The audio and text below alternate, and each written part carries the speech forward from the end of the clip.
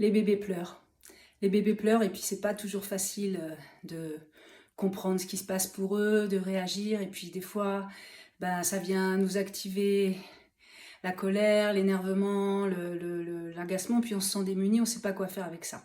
Alors, ce que je peux vous dire, c'est qu'on sait aujourd'hui qu'effectivement, quand on laisse un bébé pleurer, ça envoie beaucoup de cortisol, d'adrénaline, etc. dans son cerveau, et que c'est vraiment pas bon pour le développement de son cerveau. Catherine Guéguen fait beaucoup de choses là-dessus, les neurosciences sont OK avec ça maintenant, on le sait. On ne laisse pas un bébé pleurer. Un bébé qui pleure, c'est un bébé qui a besoin de quelque chose. Les bébés ne peuvent pas tout seuls répondre à leurs besoins, sont complètement aux prises avec les sensations qui les traversent, et quand ils pleurent, c'est qu'ils ont vraiment besoin de nous, besoin de quelque chose. Ok. Quand on prend un bébé dans les bras, quand on a un bébé contre soi, on sait aujourd'hui que ça provoque de l'ocytocine. On a des décharges d'ocytocine. C'est cette hormone qui fait tout chaud et tout doux à l'intérieur et qui fait qu'en fait, ça nous calme le stress. Ça calme notre stress et celui de l'enfant aussi.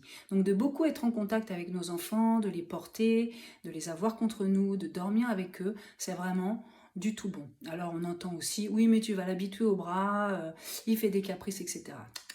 Je vous invite vraiment à laisser de côté cette pensée-là parce qu'un bébé qui pleure, c'est un bébé qui a besoin de vous, qui a besoin d'un adulte pour s'occuper de lui.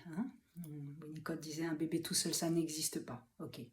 Et puis il y a des pistes. Alors donc il y a eu un travail fait par Priscilla Dunstan, une Australienne, qui a réussi à déchiffrer, musicienne, etc. Elle a réussi à déchiffrer en fait les pleurs avec les gestes dans le corps et les besoins du bébé.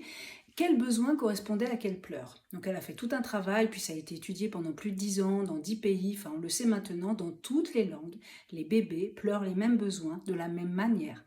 Donc je vous invite vraiment à aller voir sur internet les vidéos qui s'appellent Baby Talk, bébé parle, le langage des bébés. Et puis il y a un livre aussi qui s'appelle Il pleure, que dit-il?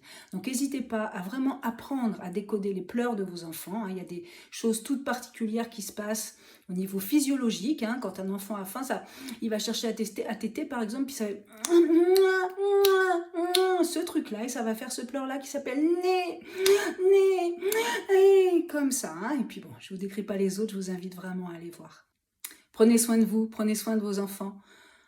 Amusez-vous. À bientôt pour une autre vidéo.